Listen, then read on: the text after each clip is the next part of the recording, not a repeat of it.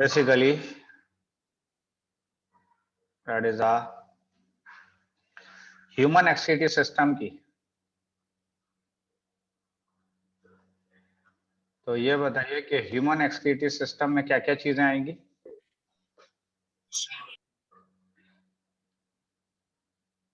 बताइए जल्दी जल्दी से।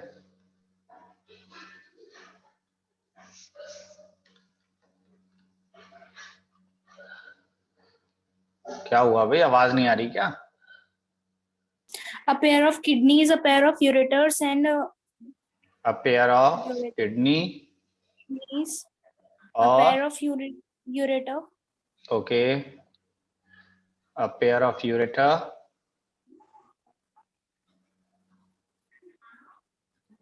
और क्या बताया आपने? urinary urethra, That is a urinary bladder. and urethra. That is urinary bladder and urethra.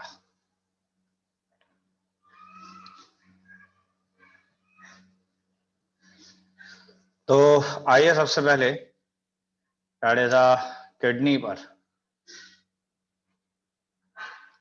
तो किडनी का दूसरा नाम मैंने क्या बताया था आपको?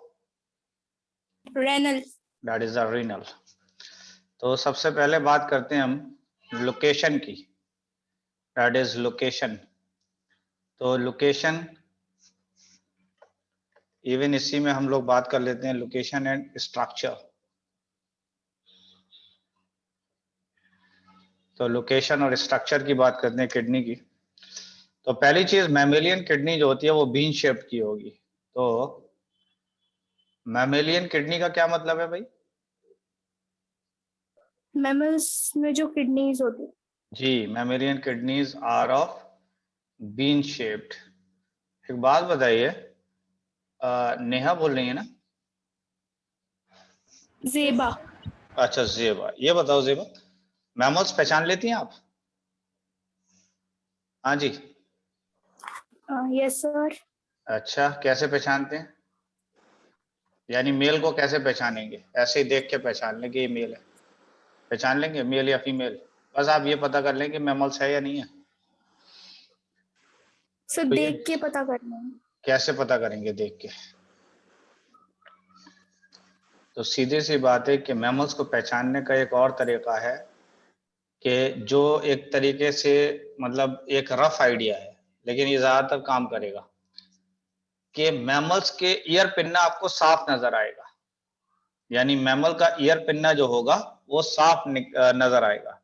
और जिन एनिमल्स का ईयर पिन्ना आपको क्लियर कट नजर आ रहा है, समझ रहे हैं, जिस एनिमल्स का ईयर पिन्ना आपको क्लियर कट नजर आ रहा है वो मैमल्स होंगे। क्या ये बात समझ में आई या नहीं आई?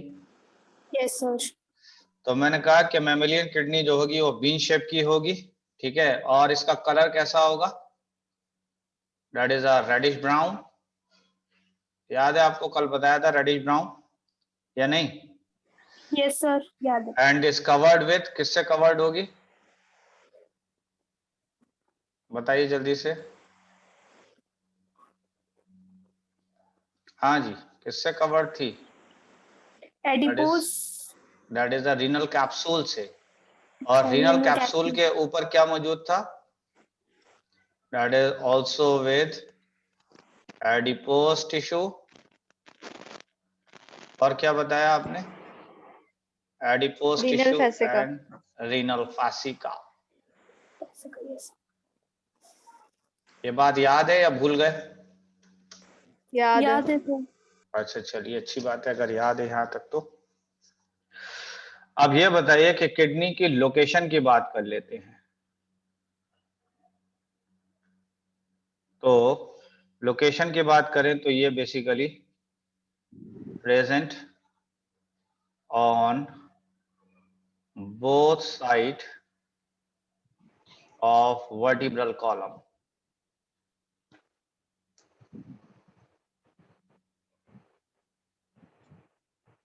तो यानी वर्टिब्रल कॉलम के दोनों साइड पर लोकेट करेगी किडनी। बात समझ रहे हैं? प्रोटेक्टेड किससे रहेगी? That is protected by floating ribs. किससे प्रोटेक्टेड रहेंगे? दैट इज फ्लोटिंग रिब्स से। जानते हैं फ्लोटिंग रिब्स किसको कहते हैं? नहीं? No sir. अच्छी बात सर है। लास्ट की 2 रिब्स अच्छा एंड में। चलिए ये बताइए कि रिब्स जानते हैं या नहीं जानते? Yes sir. यस अच्छा सर। रिब्स सभी जानते हैं। रिब्स कितनी होती हैं? हाँ जी कितनी रिब्स सर होंगी? 12 each side a pair sir 12 each side 24। अच्छा 24। अगर पेयर की बात कर लें तो 12 पेयर होगी या नहीं होगी? Yes sir. 12 पेयर के अंदर पहली है 7 पेयर, फिर है 3 पेयर्स, फिर है 2 पेयर्स। कितनी हो गई जरा काउंट करिए। 12। 12 हो गई। 7 पेयर्स कहलाती हैं ट्रू रिब्स और 3 कहलाती हैं फॉल्स रिब्स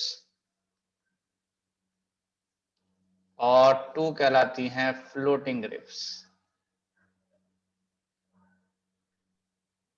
तो किडनी को किसने प्रोटेक्ट किया हुआ है?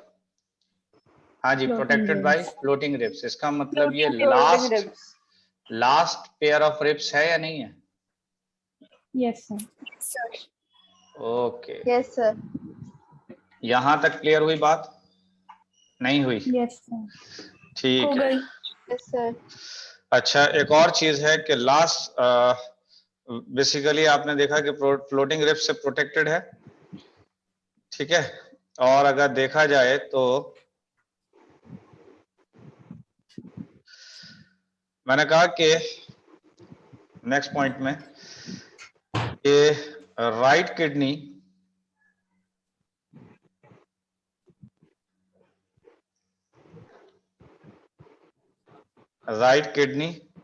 is slightly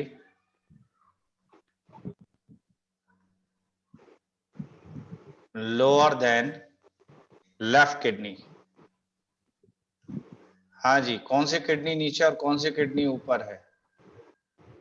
राइट किडनी नीचे और left sir right. Right kidney नीचे की तरफ है और लेफ्ट किडनी थोड़ी सी ऊपर की तरफ है।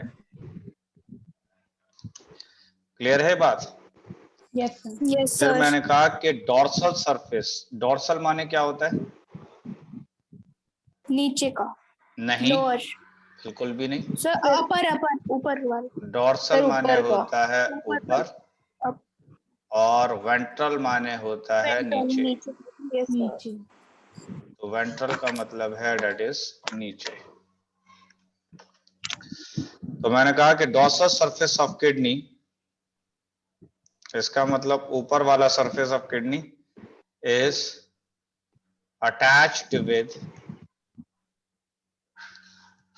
attached with dorsal abdominal wall, dorsal abdominal wall। Abdominal किसको कहते हैं जरा बताएंगे? हाँ जी एब्डोमिनल समझ में आ रही है बात? नहीं आ रही है? हाँ जी बताइए। सर स्टमक के पास वाला एरिया। अगर कभी आप अपनी एयर को यानी सांस अंदर लेते हैं, जब सांस अंदर लेते हैं तो आप देखते हैं कि रिब्स के नीचे जो है एक सी शेप का स्ट्रक्चर बन जाता है। समझ रहे हैं? जब सांस अंदर लेते हैं तो रिब्स के नीचे एक सी शेप का स्ट्रक्चर बनता है नहीं बनता? वो जो सी शेप का स्ट्रक्चर है उसको आप क्या कह रहे हैं? यस। हाँ जी क्या कहलाता है वो? That is called as diaphragm. Diaphragm. Yes sir. जानते हैं डायफ्राम को या नहीं जानते हैं? Yes sir. जानते हैं सर। डायफ्राम के नीचे का जितना पोर्शन है वो सब कहलाता है एब्डोमेन। वो सारा पोर्शन क्या कहलाता है? एब्डोमेन। समझ रहे हैं? तो मैंने कहा कि dorsal surface of the kidney is attached with the abdominal wall. Clear है बात? So ventral surface is covered with peritoneum. क्या मतलब है इस बात का? हाँ जी क्या मतलब है इस बात का? मैंने कहा कि डॉर्सल सरफेस किडनी का तो बेसिकली डॉर्सल एब्डोमेन वॉल से अटैच्ड है, लेकिन वेंट्रल वाला जो सरफेस है वो किससे कवर्ड है? तो वो बेसिकली पेरिटोनियम से कवर्ड है। समझ रहे हैं? इसीलिए किडनी कहलाती है retroperitoneal kidney. So kidney called as retroperitoneal kidney.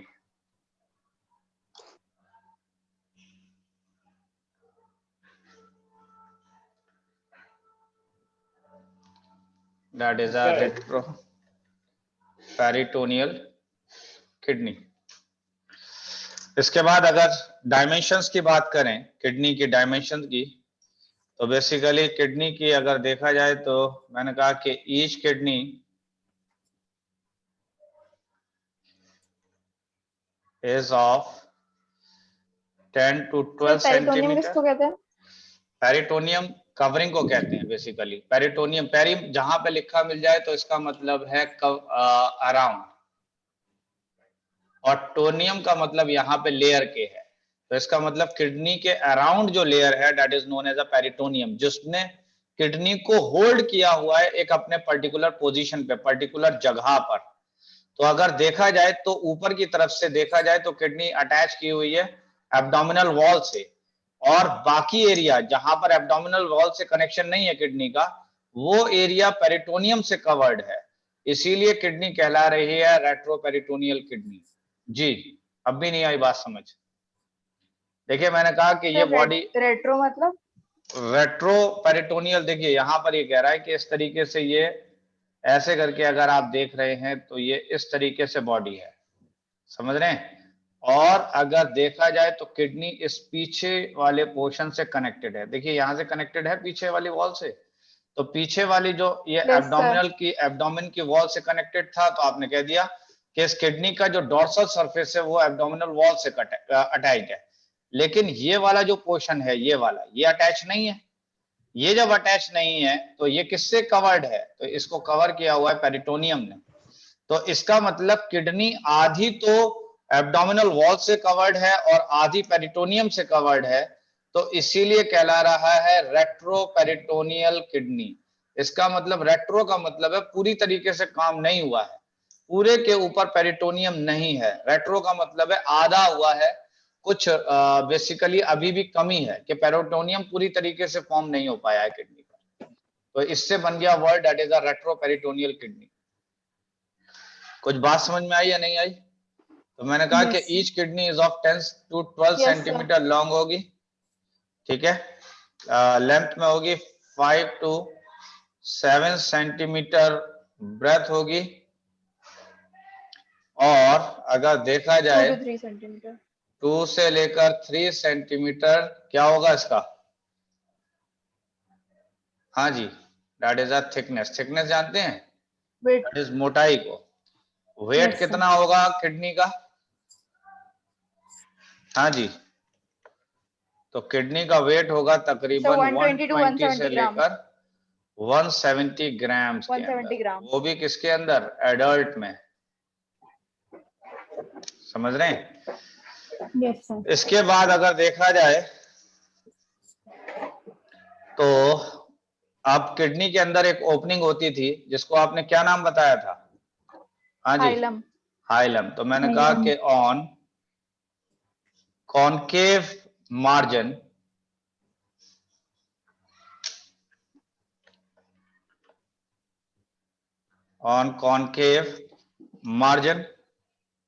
Of kidney, यानी कॉनकेव मार्जिन ऑफ किडनी में अगर आप देखेंगे तो एक ओपनिंग होती है। Concave margin of kidney have a longitudinal opening. क्या मतलब है? हाँ जी, इस तरफ अगर देखेंगे किडनी के इस तरफ वाले पोर्शन में, तो यहाँ पर एक ओपनिंग है, और ये कॉनकेव वाला जो रीजन है इसमें जो ओपनिंग है वो लॉन्गिट्यूडनल ओपनिंग है, और उसको आप कहते हैं हाइलम। तो on concave margin of kidney have a longitudinal opening, क्या कहलाता था? Hilum. कॉल्ड एज हाइलम, ठीक है। और इसी का नाम ये भी है दैट इज अ हाइलस रीनलिस। रीनल माने क्या होता है? Kidney. किडनी, और हाइलम का मतलब दैट इज एन ओपनिंग। ठीक है, ओपनिंग। तो किडनी की ओपनिंग का नाम बन गया हाइलस रीनलिस। क्लियर है बात? इस ओपनिंग का काम क्या है? हाँ सर जी, यहाँ से आर्टरी, वेन और यूरेटर निकलते हैं। रिलीज हो रहे थे, through which arteries and when, ठीक है, आर्टरी, वेन एंड, या इसको ऐसे किया जाए,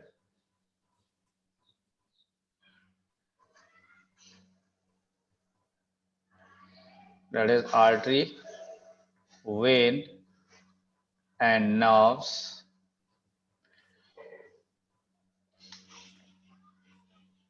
enter and release from kidney। क्या यहां तक बात समझ में आ गई? Yes, sir. उसके बाद आते हैं, ये बताइए कि जो हाइलम है, हाइलम हाइलम अंदर जाके जो ओपन हो रहा था, याद है, एक फनल शेप का स्ट्रक्चर था जिसको आप कह देते थे रीनल Yes, पैल्विस। sir. तो मैंने कहा Yes, sir. कि the hilum open into a funnel shaped space, क्या कहलाता था?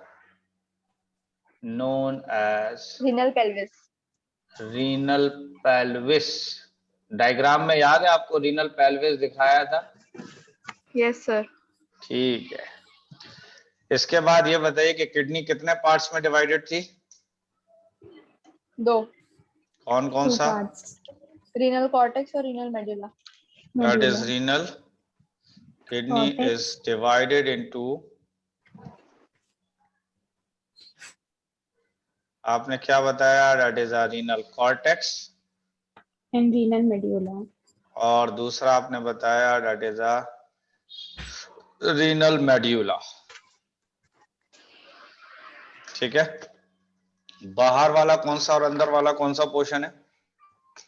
Renal cortex outer Cortex. region, renal बाहर medulla. वाला medulla ये आउटर है और ये इनर है। अच्छा, रीनल कॉर्टेक्स का कलर कैसा था जरा बताइए? Reddish. दैट इज Dark अ reddish. Reddish brown. Dark color. और मेडुला का कलर Light कैसा white. था? Whitish. Light white. तो Whitish. Light white. वाइट या व्हाइटिश कह लीजिए आप सीधा। क्लियर है बात? Yes, sir. उसके बाद मैंने कहा कि renal medulla have renal pyramids. Renal medulla के अंदर क्या होंगे? That is a renal pyramids होंगे। ठीक है। और ये प्रोजेक्ट किस तरफ होंगे? Pelvis की तरफ. जी, they are projected towards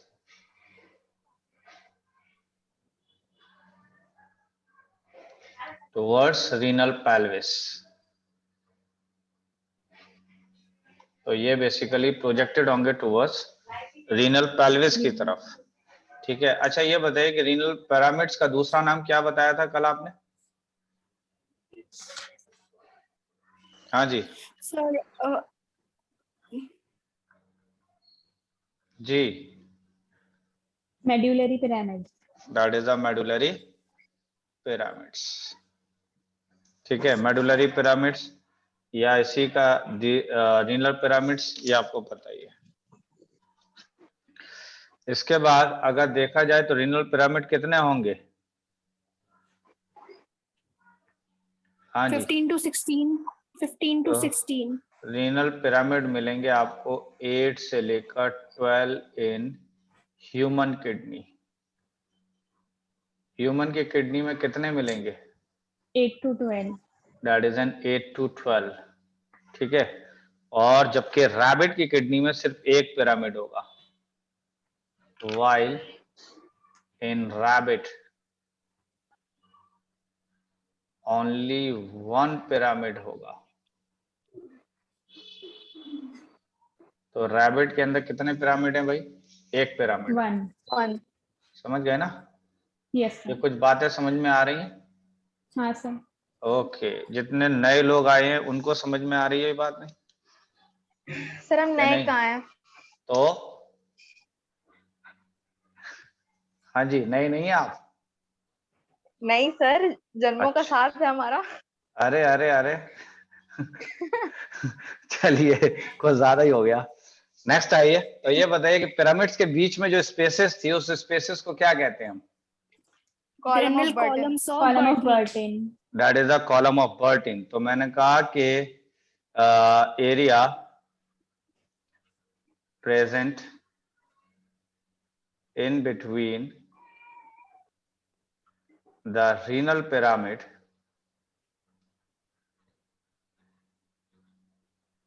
that is renal pyramid is called, क्या कहलाता था ये? Column हाँ of ji, Burton. Column of Burton. तो that is a column of Burton। लिखा क्या जाता है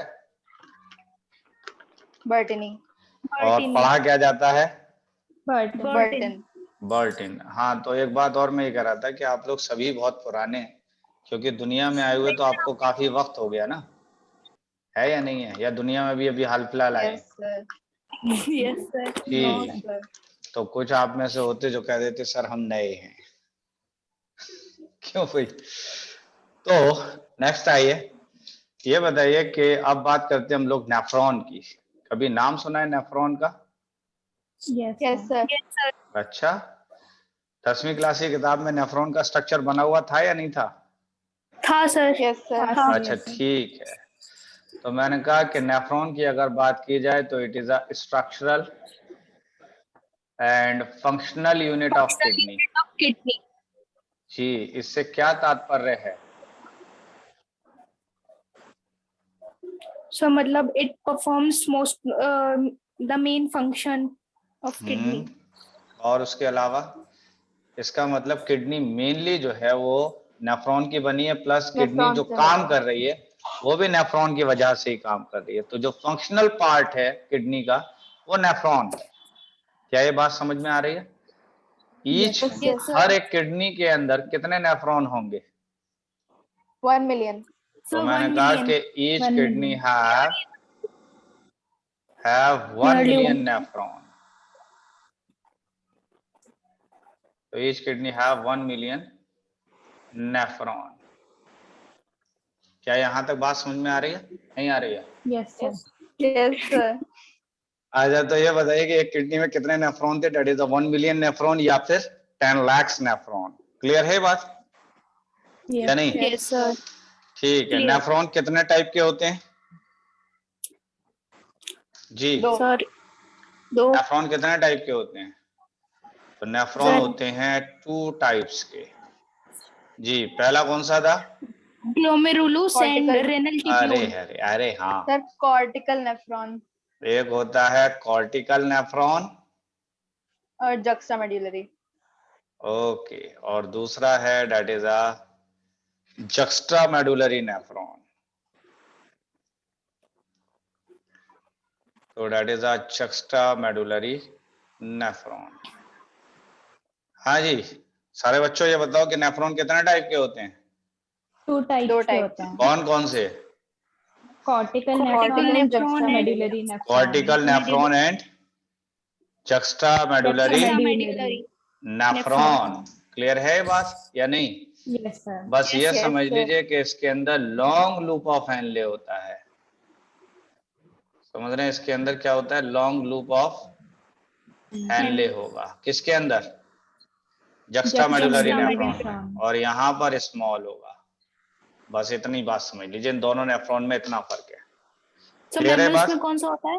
Humans दोनों में? होते हैं भाई मैमल्स में, आपके पास में भी दोनों है। समझ रहे हैं? बस ये समझ लीजिए कि 90% नेफ्रॉन जो है वो कॉर्टिकल है और 10% nephron जक्स्टामेडुलरी nephron.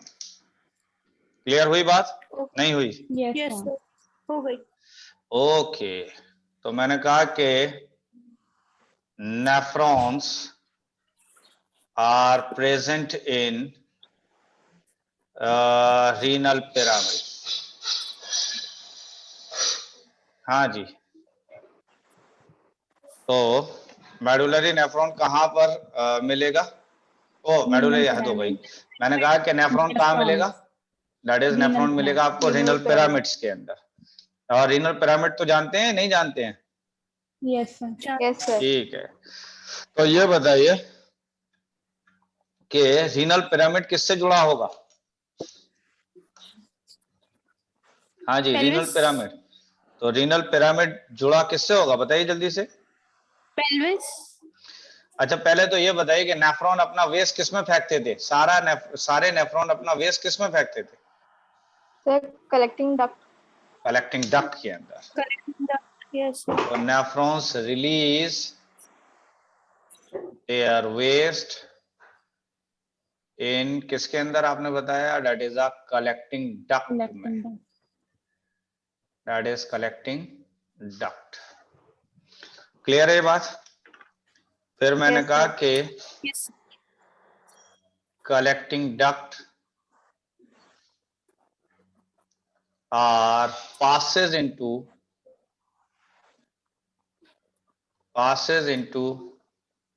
renal papilla, renal papilla से पास हुआ रीनल कैलिक्स में। और पहले रीनल कैलिक्स कौन सा आएगा, माइनर या major? Minor. Minor. Minor. Renal minor calyx आएगा, और रीनल माइनर कैलिस से किस में आएगा? Major Major callus. callus. That is a renal major calyx. और रीनल मेजर कैलिस से कहाँ जाएगा? तो Pelvis. जाएगा Renal pelvis. रीनल पेल्विस में। और रीनल पेल्विस से किस में जाएगा? हाँ जी, रीनल Ureter. पेल्विस से ureter. Mouth of Ureter. ureter. Okay, तो यूरेटर पे चला जाएगा। क्या यहाँ तक बातें समझ में आती हैं या हमें कुछ नहीं आता है बात? नहीं हाँ sir, जी, आता है। सर आ गई? हाँ जी, क्या सर आ गया? सर आ गया। ठीक है, तो नेक्स्ट आइए, that is a post renal urinary tract. जी बताएं क्या कह रही है? Nothing, sir. Okay, that is a post renal urinary tract. Tract के मायने क्या होते हैं? हाँ जी, Sir, path. Path. क्या? Path. Path. रास्ता. अच्छा, ये आपको किसने बताया कि पाथ होता है ट्रैक्ट माने? आपने। कौन सी आप ही ने बताया? Faisal Rashid sir ने। बस ठीक है, हो गया जी, हो गया। दैट इज अ यूरेटर पे आ जाइए। यूरेटर जानते हैं? Yes, sir. जी, तो इससे क्या पास होता था? Urine. Urine. तो यूरिन कहां से कहां जाता था? यूरिन पासेस फ्रॉम कहां से कहां? Kidney to ureter. Ureter to urinary bladder. Urinary अरे bladder पकाइए to मत, sorry, ये urethra. यूरेटर से पूछा है। तो urine passes from kidney to Kidney. Urinary bladder. हाँ जी, हाँ या ना? Yes, sir. Yes हाँ. sir. Yes, sir. ओके, तो ये बात हो गई, ये बात हो गई, ये बात हो गई। अच्छा, यूरेटर के बाद आइए next, that is a urinary bladder पर।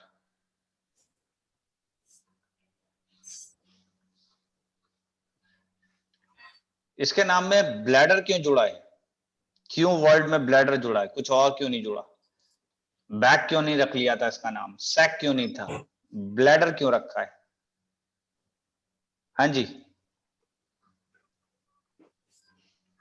बताइए।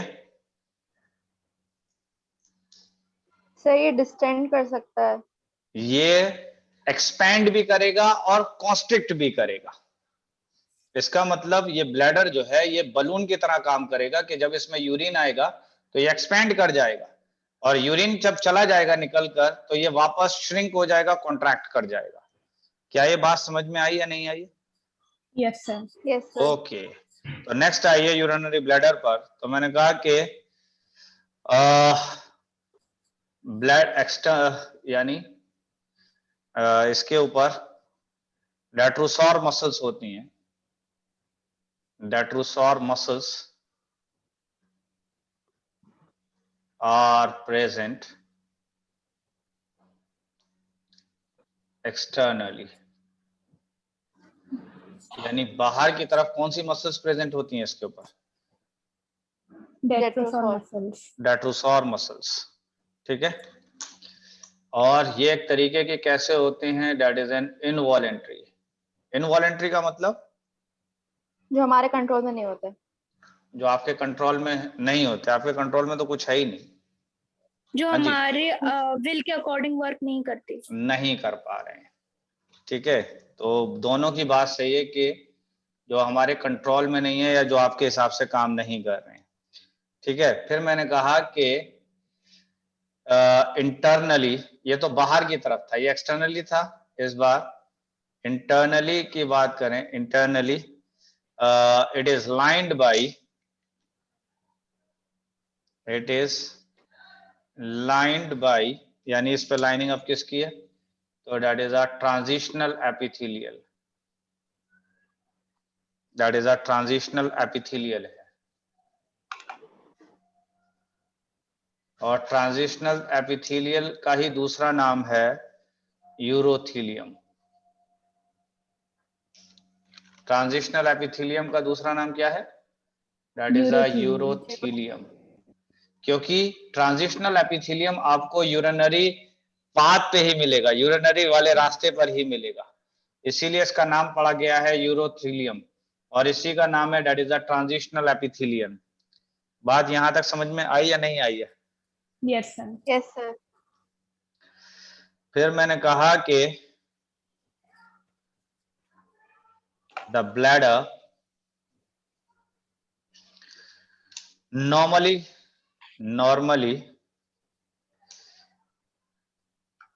remain contracted। आमतौर पर अगर देखा जाए तो ये कॉन्ट्रैक्टेड ही रहेगा, श्रिंक रहेगा, ठीक है। And Yes, sir. During micturition, micturition का मतलब क्या होता है भाई? Urination. Passing of the urine. हाँ, that is passing of the urine और यूरिनेशन, कुछ भी कह लें, बात सही है। तो that is micturition, passing of urine from body, और इसी का एक और भी नाम आपने बताया, दैट इज अ यूरिनेशन। ये सारे नाम है इसके, ठीक है। ये रिलैक्स्ड, ये रिलैक्स कर जाएगा, ठीक है। And release, they relaxed and release urine.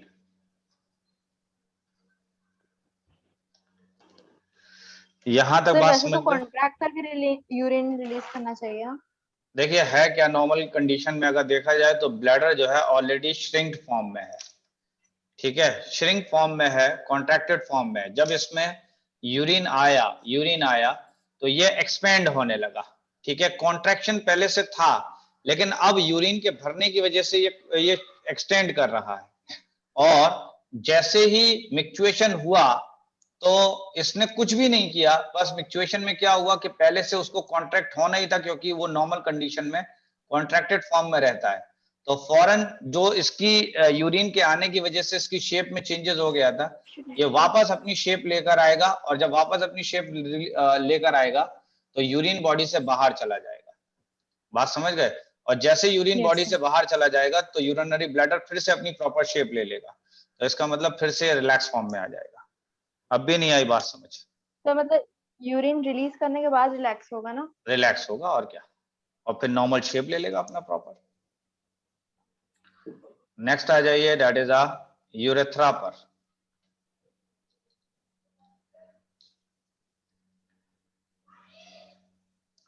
हाँ जी, तो मैंने कहा कि डक्ट फ्रॉम यूरिनरी ब्लैडर, ये एक ऐसा पाइप है, ऐसी डक्ट है जो कि यूरिनरी ब्लैडर से आ रही है।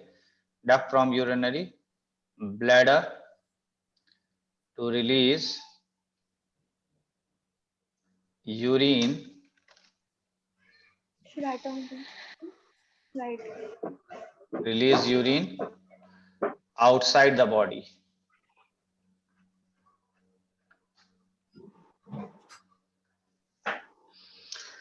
समझ गए? Yes, sir. फिर मैंने कहा कि urethra open at the tip of penis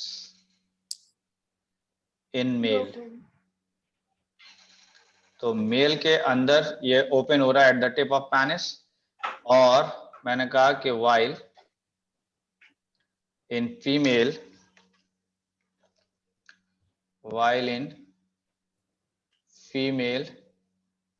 it open in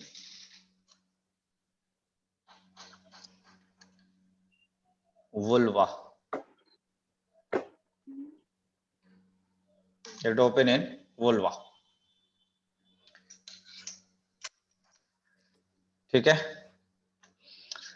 फिर यहां पर मैंने लिख दिया कि male urethra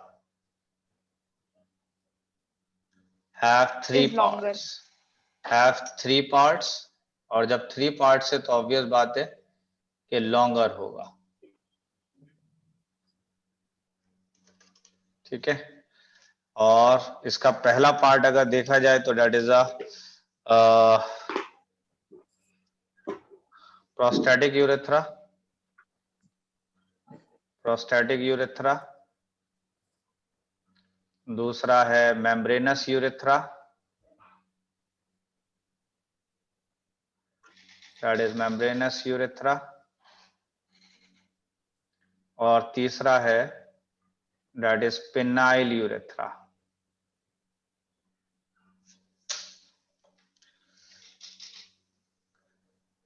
that is penile urethra.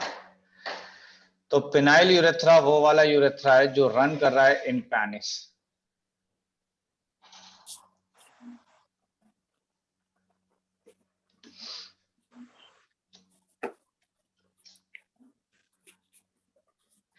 ठीक है। नेक्स्ट आते हैं that is a passage of urine पर।